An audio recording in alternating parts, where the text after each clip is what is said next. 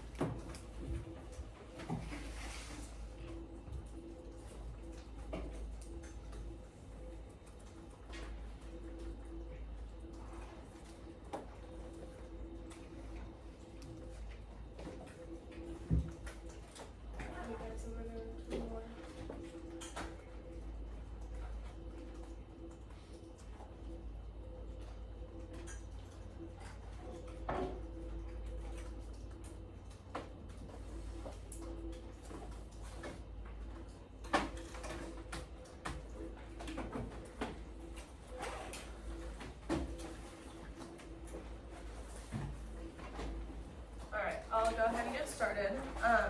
So, as Mrs. Ellermeyer said, today we're going to do kind of a review of the Cask of Amontillado. I know you guys have just read that, so a lot of this should be prior knowledge that you already know. But we're just going to dive a little deeper into the story. So, first off, like I said, to kind of help you guys with your prior knowledge, what is something that you remember about the story? So this could be characters, traits about them, big parts of the story. Yeah. Montressor wanted to get his revenge on Fortunato because he did something. Okay. Yeah. So we hear at the beginning of the story that Montressor wants revenge. Yeah. Anything else? Yeah.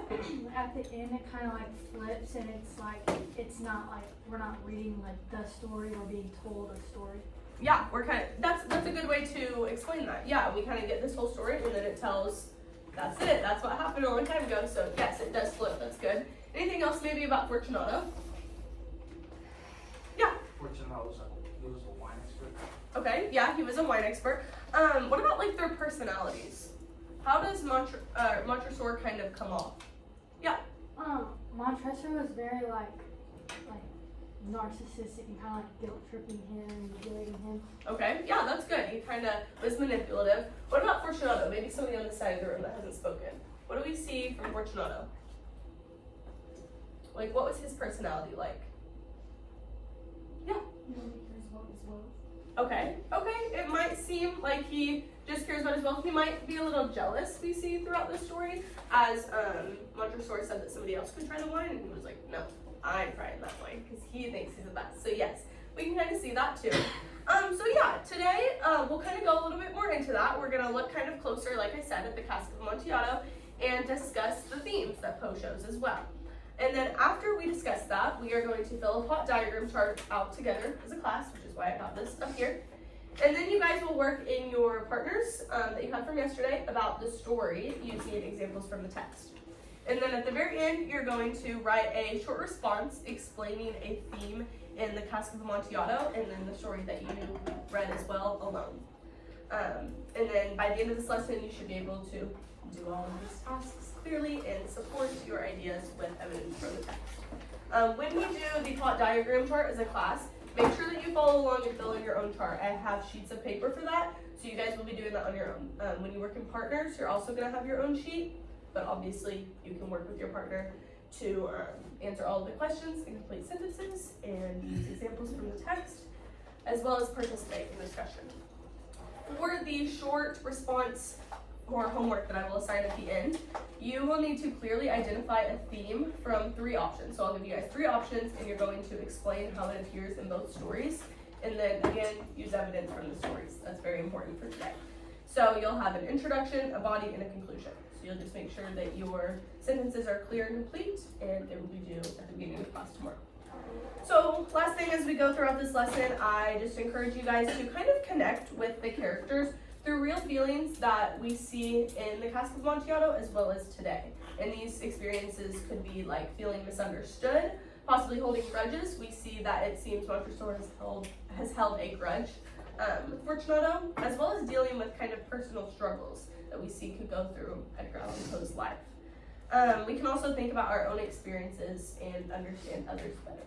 So We're going to do a kind of overview of the story, like I said. And while we do that, or before we do that, excuse me, I'm going to pass out. I have these comic strips kind of for you to help better understand the story visually in your guys' language.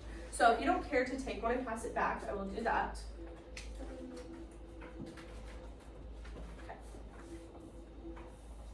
And this you can just use to follow along with discussion, possibly answer questions if you're confused.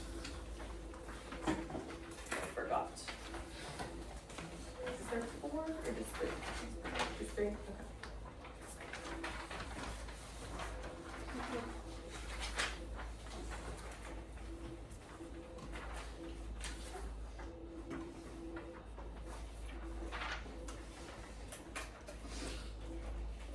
Stuck together. Here's 2. Let me get the other 2.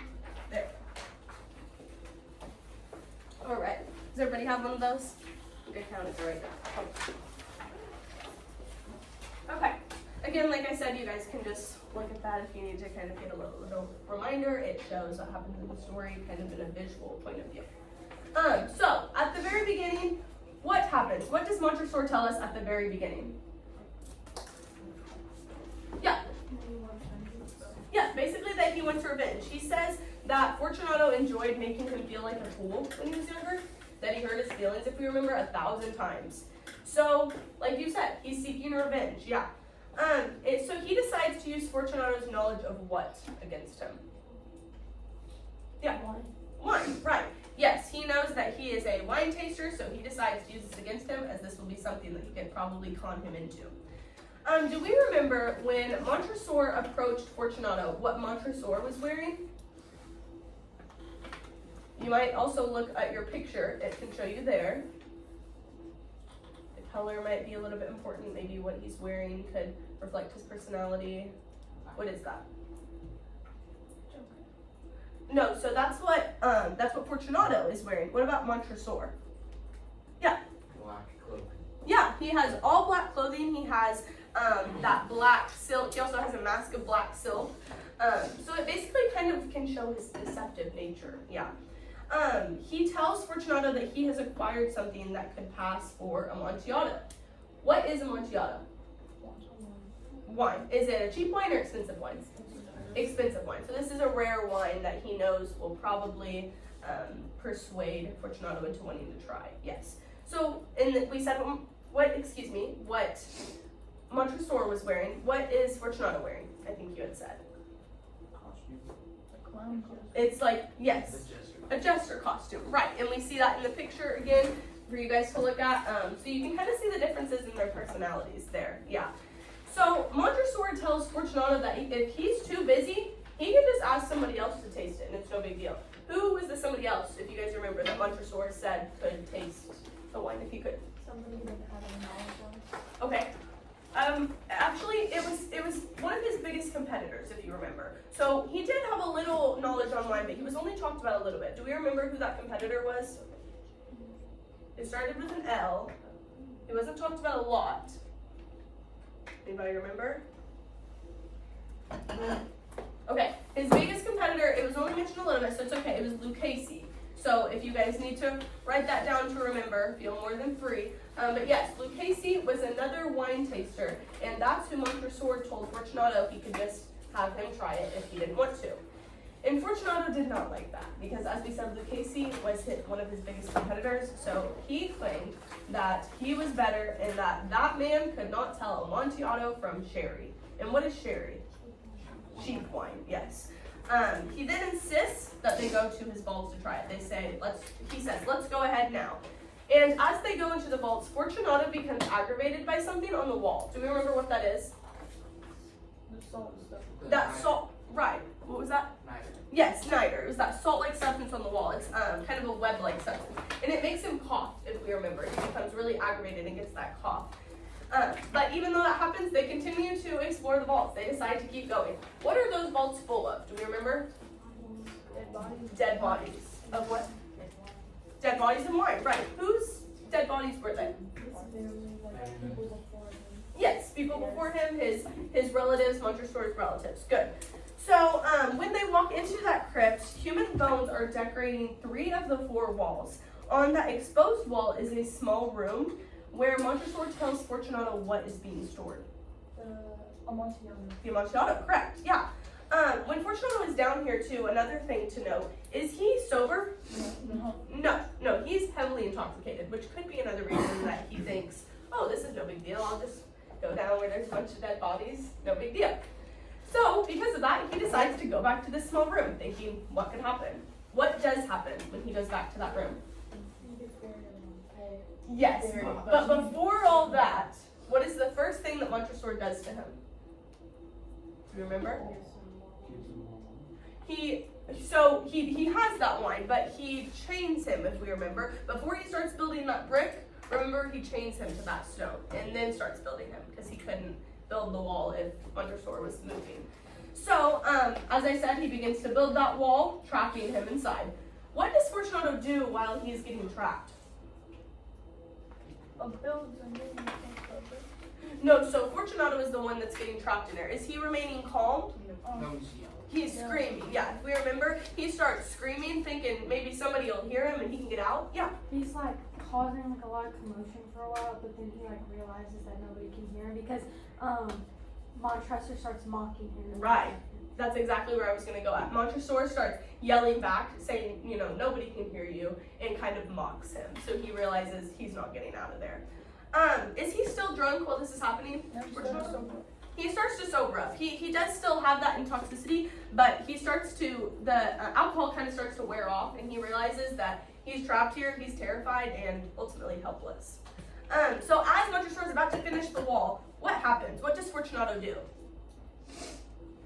He put his like little fire thing in the hole, and the fire takes up the rest of the oxygen. Right. And the Fortunato dies of suffocation. Right, that is important.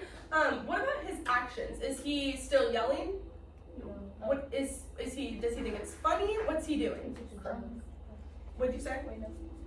He thinks it's a joke. He's right. He thinks it's a joke. He starts laughing. He thinks that Montresor is playing a joke on him, and he might think at the end of the day he's getting out of here. It's gonna be fine. And then he finds out he's not getting out of here. So after a final plea, after he's begging, Montresor calls out Fortunato's name, if we remember, twice. Does Fortunato answer when Montresor calls his name at the end of the story? No. Why does he not answer? Because he's dead. He's dead, yeah. Or at least that's what we can think. We wouldn't think it's just him ignoring him. He's probably dead. He probably can't breathe anymore. And then the last thing that I wanted to note, the story ends with a Latin phrase. If we remember, it says, in pace requiescat. What does that mean? Do you guys know, or can you maybe use some context clues to determine what that means? When somebody dies, what do we say often? Rest in peace. So we can kind of look at that without looking up what it means and kind of see that that phrase is him saying, may he rest in peace. So yeah, you guys had a good understanding of that. I just wanted to make sure there. Before we move into the plot diagram, I kind of wanted to go over a little discussion questions though to make you guys think. And one of them we had is our bell ringer, so we'll talk about it. First thing that I wanted to ask you guys, and just hear your responses, and if you have different opinions, that is okay. Why do you think that the author chooses to not tell us what Fortunato did that made Montresor so angry? What could be the reasoning behind that? Yeah. For suspense. Okay, for suspense. Anything else? Yeah. So for you to come up with your own idea. Okay, maybe you can have your own idea of what's going on. What about Montresor's obsession? What is Montresor obsessed with in this story? Not the wine. He's wanting to take action on revenge. Good, whoever said that. Yes. That is he is kind of excited with the idea of giving him the wine, but his obsession that I was kind of looking for is that revenge. So that could also be another thing. It kind of makes us question Montresor's reliability too, because I was telling the last class it could be something as little as stepping on his foot or pushing him over that made him want this revenge. So it kind of makes us wonder his reliability. So going off of that, if you guys have different answers, that's okay. Some people have different answers, but do we think that Montresor is reliable? Or do we not? No. Why do you guys say no over here? What was the question? I just said, do you think that he's a reliable narrator? Do you think he's reliable telling this story? Okay, you do think he's reliable? Why do you think that? I mean, it's coming like from his experience of like what Fortunato did. Okay. So, yeah. So you think he kind of told his own story. Does anybody else think differently, that he's not reliable? Do you think that he told us everything that Fortunato did really clearly? No. So that can kind of make him unreliable, but we can also see that he's reliable. He never really explains what Fortunato did, and he also has a really calm tone when he's killing Fortunato. So it kind of may come off a little bit psychotic because he's very calm while all this is happening. But you can also see that he is reliable as he does explain the killing very thoroughly. So why do you think at the end of the story, Montresor, I'm excited to hear your guys' insight on this because this could be kind of seen a little differently. Montresor says at the very end of his story that it has been 50 years since he killed Fortunato. So he is telling us after 50 years. Why do you think that he's just now choosing to tell the audience? Because he's on his deathbed. Okay, possibly on his deathbed. Anybody else have any ideas? Maybe he's getting revenge on somebody else in the same exact way and is telling the story while he's also having the other person drink wine and he's gonna kill him the same way he did. Okay, so maybe we can guess he's doing this again. Yeah. 50 years later, it's not much they could really do about it. Right, it is 50 years later, so there might be no punishment. What about, do we think he feels shame about it?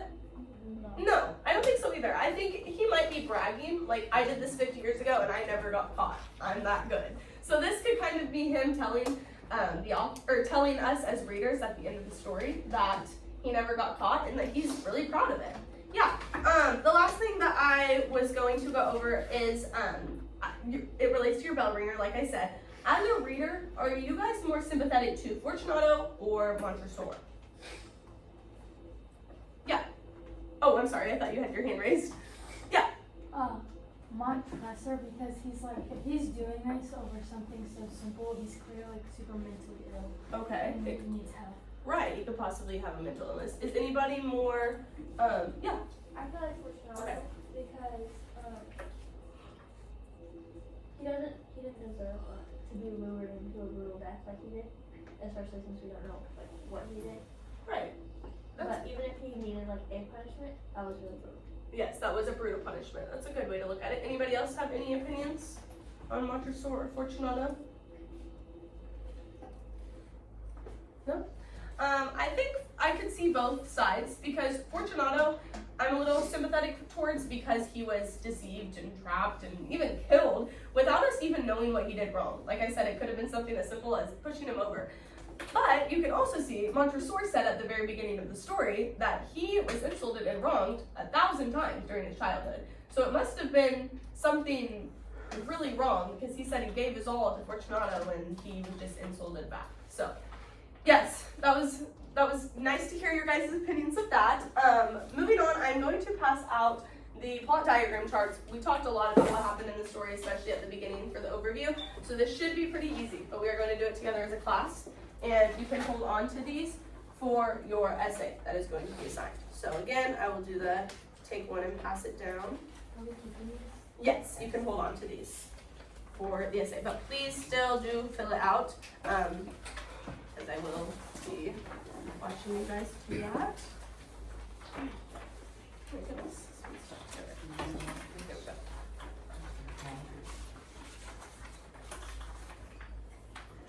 You can either fill out the top part or the bottom part. They're the exact same thing. So if you want to write it in the boxes or if you want to write it on the chart, that's fine too. Just as long as you make it clear what each part of the plot diagram is.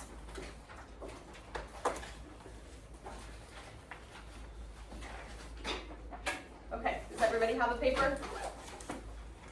All right, we will go ahead and get started on that. So, do you guys remember, what does exposition mean again? The beginning of the story. The beginning of the story. What do we talked about it in the overview. What do we find out at the very beginning of the story? What does Montresor want? Revenge. Montresor wants revenge. So that would basically be the beginning of the story. Montresor tells us that he wants revenge.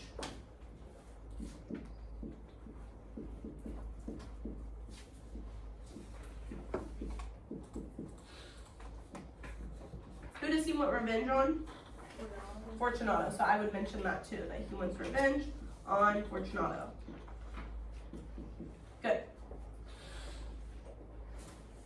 and then we have, oh yeah, I got two. oh, okay, I'll just grab that from you really quick, thank you. Thank you, oh my goodness, okay. Okay, and then rising action. What is rising action? What does it mean again?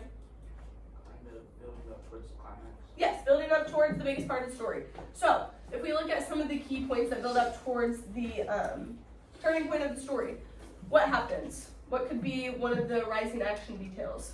He invites him to go to his vaults. Okay, so first we could say that he encounters Fortunato and mentions the Amontillado. Then, like you said, I would say he invites Fortunato to the catacombs with him. And then what happens? Does Fortunato drink the wine? Does he decide to? Yes. He drinks the wine and then becomes weaker. He coughs and becomes weaker. So yeah, I would say Montresor encounters Fortunato. Oh, this goes here. Sorry.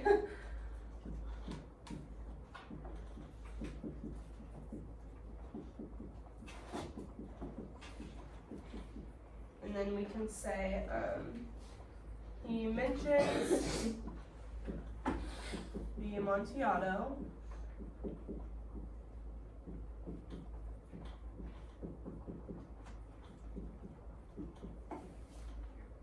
Which leads, I would say, which leads Fortunato to follow him.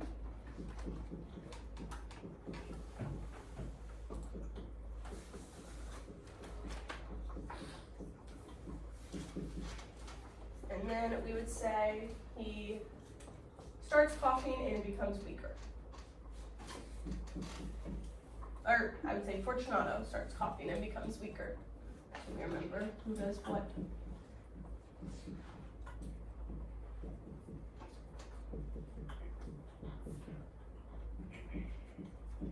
I know that's a lot of details, so if you guys need a minute, that's okay.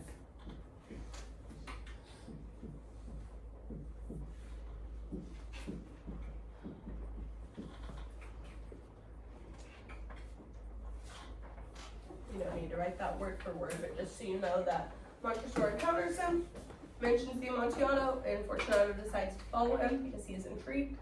And then Fortunato starts coughing from the substance in the wine and starts becoming weaker.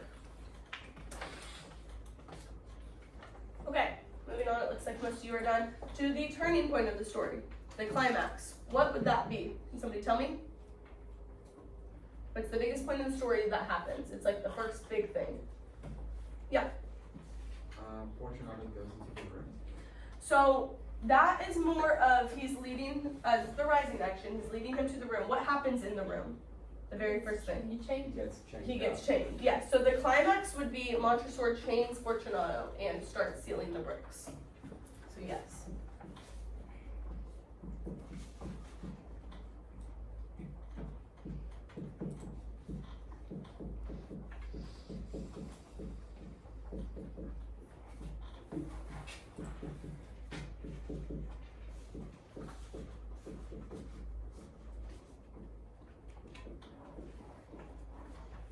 Can you guys see that over here?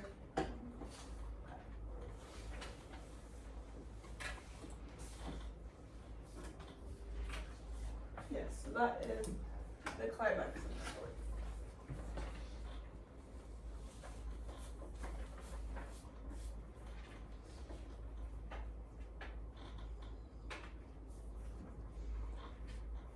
Okay, and then we have the falling action. What is falling action?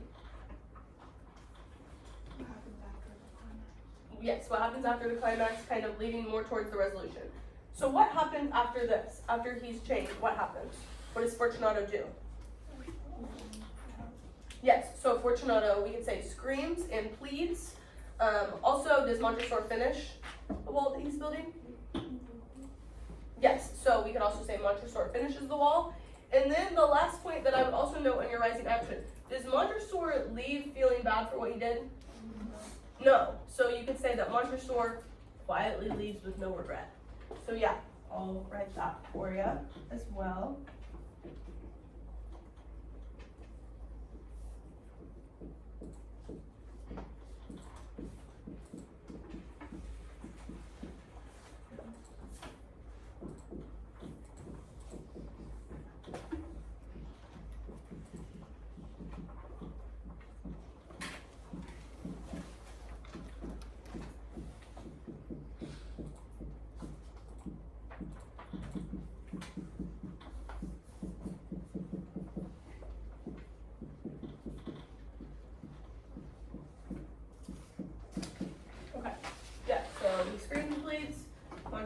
finishes the wall that he's building over Fortunato, and then he quietly exits with no regret.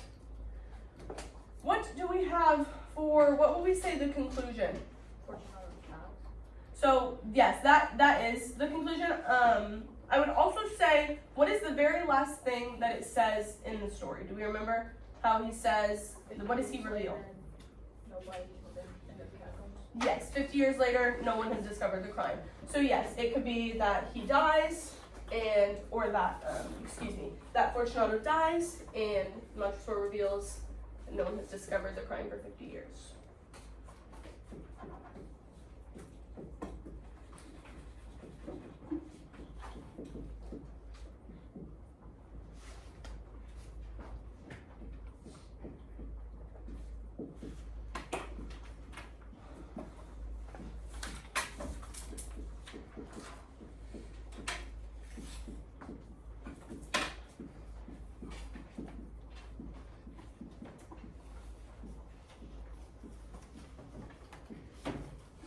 Okay. Yeah, Is his name pronounced Montresor or Montresor? I think it's Montresor. Is it Montresor? Okay, it is Montresor. I'm sorry. I think people can say it differently, so it's okay if you guys have been saying it differently. Obviously, I have been. So yes, it is Montresor. Kind of like tomato. Okay, is everybody finished with that?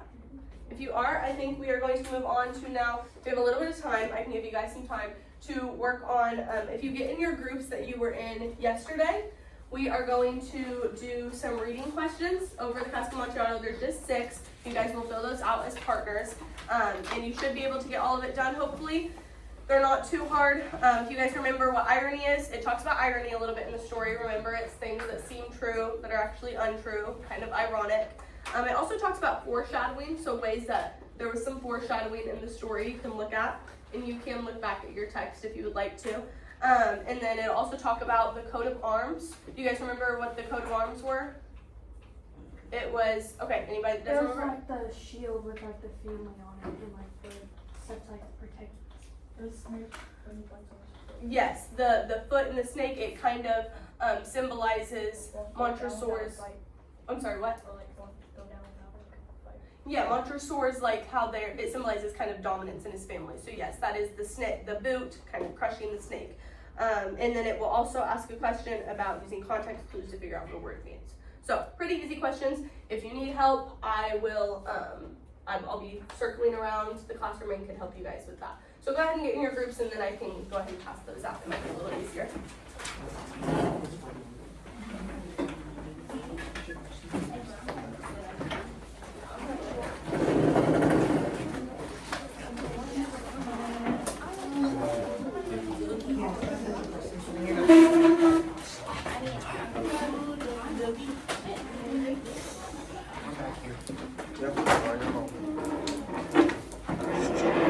Miss Raymond? It's Miss Glover. She just scooted over.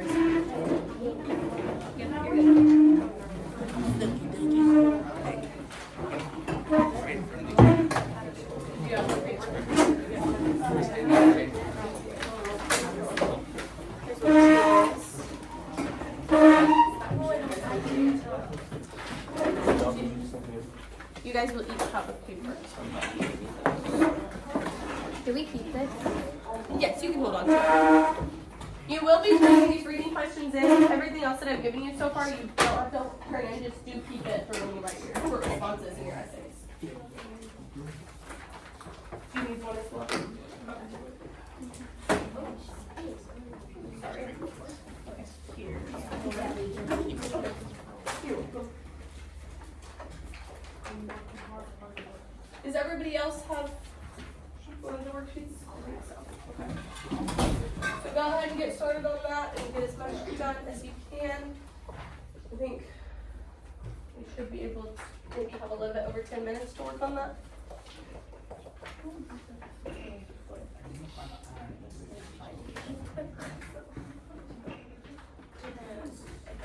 So the first one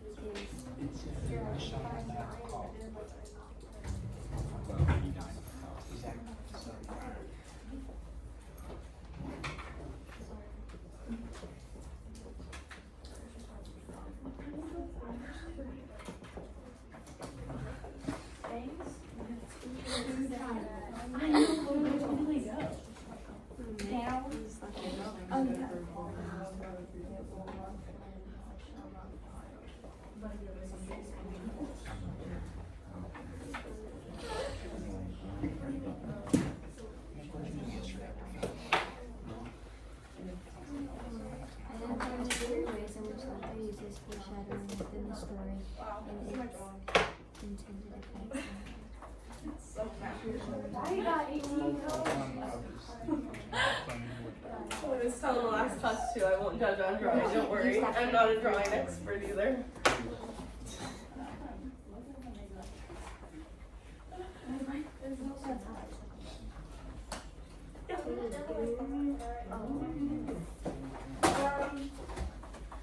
You can put my notes in the computer and write hers, since she has taught you guys that. Like,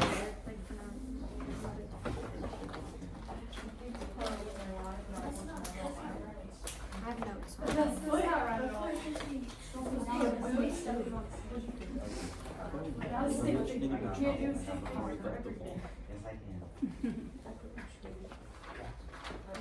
That's part of the thing, we're supposed to say Okay, what are you guys writing down?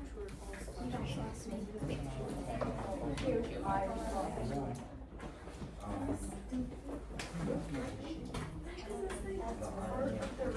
I'm sorry.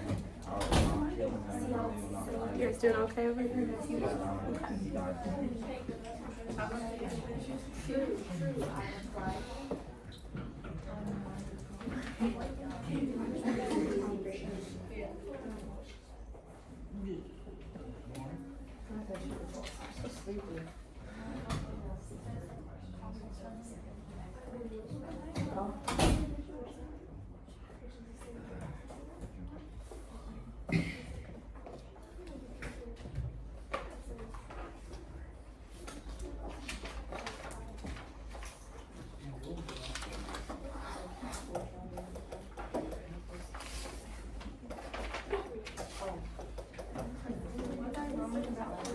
It's okay. So it's basically something that is meant to be true that is untrue. So one of my examples that I said one time was like if it's hailing like crazy outside and somebody goes outside, it's like, it's kind of ironic that I'm saying that it's obviously not a lovely day. So it's basically saying in these sentences, like what's ironic about it. So I can kind of help you guys with the first one a little bit. So he's saying basically that his cough won't kill him, and he's like, this won't kill me, it's no big deal. Well, then we find out he doesn't kill, but it's not even over the cough. So it's kind of ironic that he's saying that because he's like, the cough didn't, I'm not gonna die. And he actually would die, and it's all him from that cough he would die. Does that make sense? Okay. Okay, would you, okay, so the first one, Have you guys started on that? He played the cough right It's a now. little bit difficult, but if we can think of any. The what? Maybe the bodies might represent something, those remains. The coat of arms is good too, yeah, that kind of shows the revenge we see there. Yeah. Since we have a little time, if you have time to explain it, please do, but. What's that called, okay, we're coming, we have those three last home. Yeah.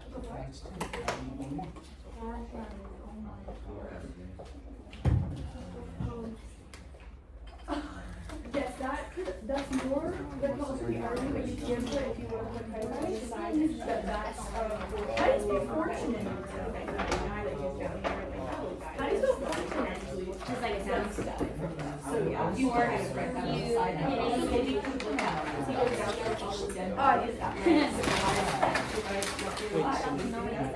As well as, Right, maybe no, it's not. what he's wearing, what Montessori is wearing. Flicker. Yeah, maybe serious, We'll read that. Does that make sense? If you have the ball, you have to try to get to one side, obviously. And then if you have the ball, Say you no, can't take what's one going of your on? steps. It's past two, if you want to take it, and then if you have the ball, you check it. Okay, so I was telling some of the F groups, maybe you can start to worry about it through. It could be, how like Guys, we still have 4 questions left. Yeah. Yes, I was walking down into a vault of dead bodies. It could maybe some people could have like a vault that could maybe foreshadow something. Yes, I was gonna say that too. Him being like, oh, I'm not gonna die down here. Him being all hiding and proud. It might foreshadow that might not go well. Yes, you're welcome. And they're talking about two different missions, right? Yeah, Okay, draw is quick support. Be confused on something. Like the secret society, yeah. Do we not get the dirt? So, do you remember what a mason is?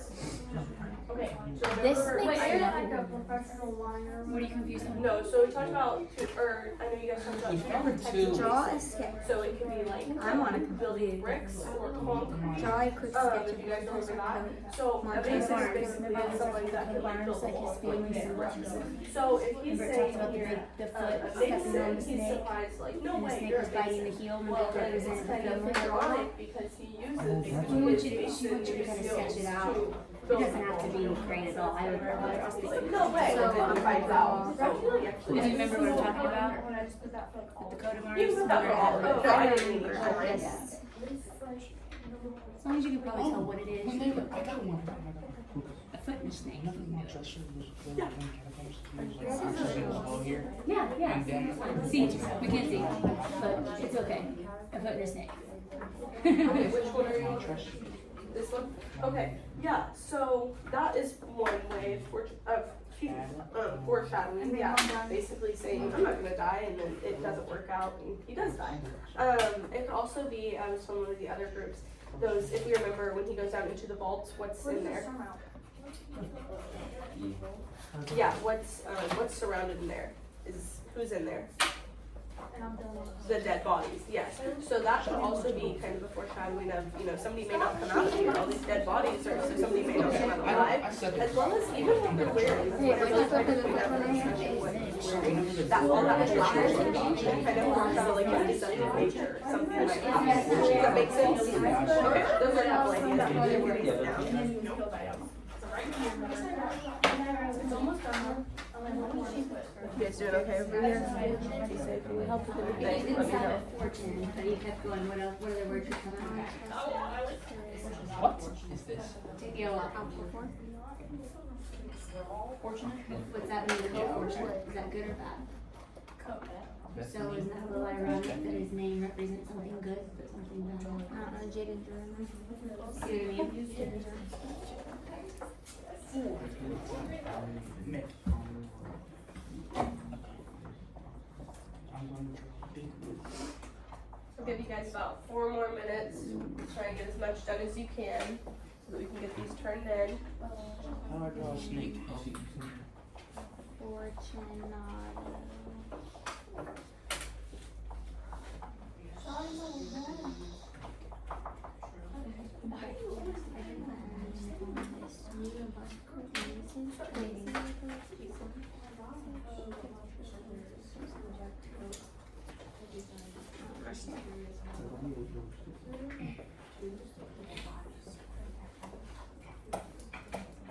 What is the symbol?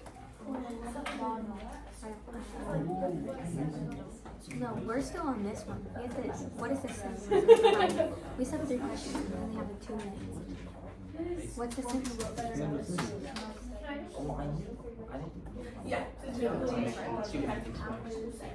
Nick, listen. It's a family Make sure you symbol. guys are finishing up here. What is this snake represent? They do. No. That's Got what about 2 more in the minutes. real world is snake. Finish up when you can. And when you're done, you can move your desks back. Oh, sorry.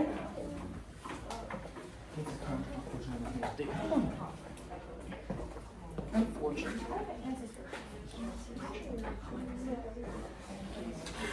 What's our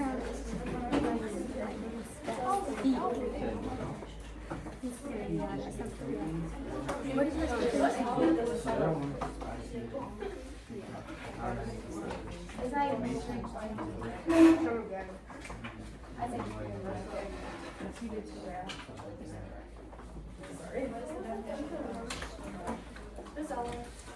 Do we put this, what do we put it under? Short stories. You have your short stories.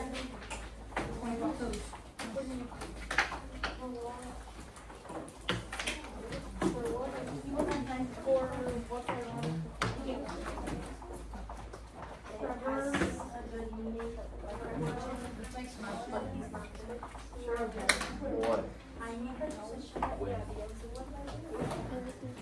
Okay, go guys for homework. I don't know the last name.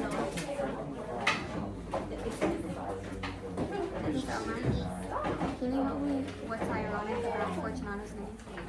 We don't get every single question done. If you're running short on time, it's okay. Fortunate. Okay, is he a fortunate person? Yeah. Really? What does fortunate mean? Is fortunate good or bad? He's not. Yeah, so his name means something good, right? But does good happen to him? So it's kind of ironic, right? I heard this thing. Yes. Okay, so while you guys are turning things in, if you can do it quietly, I'm going to explain your assignment for tonight, so you guys can continue turning everything in. I'm going to explain this. So what I'm going to have you guys do for your homework tonight is a short response, basically, like I said at the beginning, on themes in Alone in the Casa of Amontillado. So I have 3 themes on here that I listed. You are going to choose one of these themes and explain how it's developed through prose writing using textual evidence. I wrote on here, and it's important to remember, you guys have 3 paragraphs. You're going to have an intro, a body, and a conclusion. And you can write this on a piece of paper and just staple it to this, and it will be due tomorrow. Any questions? Okay, it will be due at the beginning of class tomorrow because I think Mrs. Ellermeyer has something different for you guys to do for class tomorrow. Remember, we start our analysis essays tomorrow as well. So I will get these all passed out. I'm talking about for You a week guys and a did half. great it's not today. surprise. This is for you as well. Thank you, guys.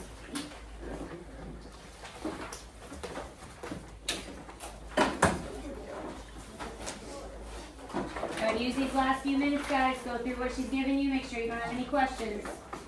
Did I give you one? Okay.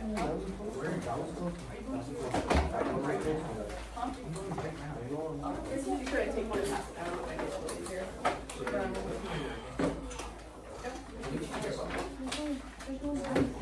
I think I just did it with these zeros. You're good? No, you're gonna put that in your short story part of your binder.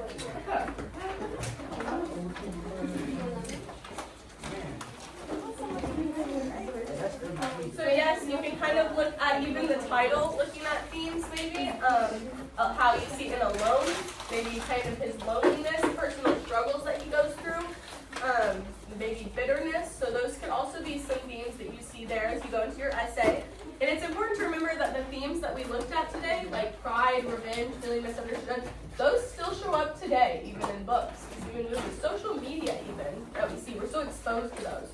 So as you guys write your short responses for homework tonight, try to make connections between Poe's world that he describes and our world that we live in today, because you see a lot of similar things.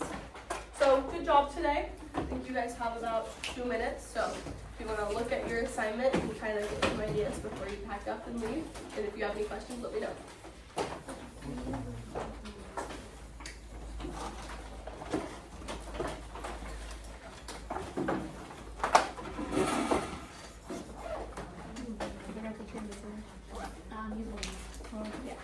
We'll go through it tomorrow.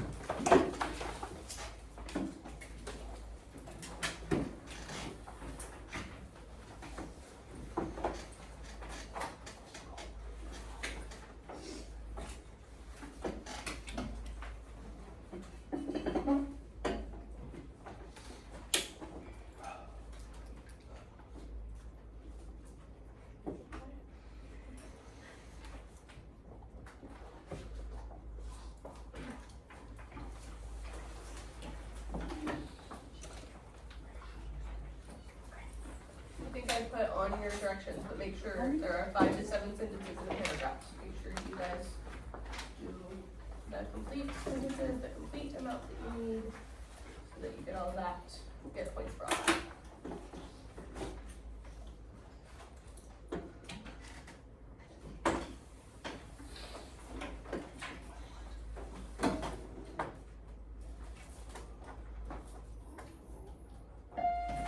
Thank you guys, have a great Have a day. good day.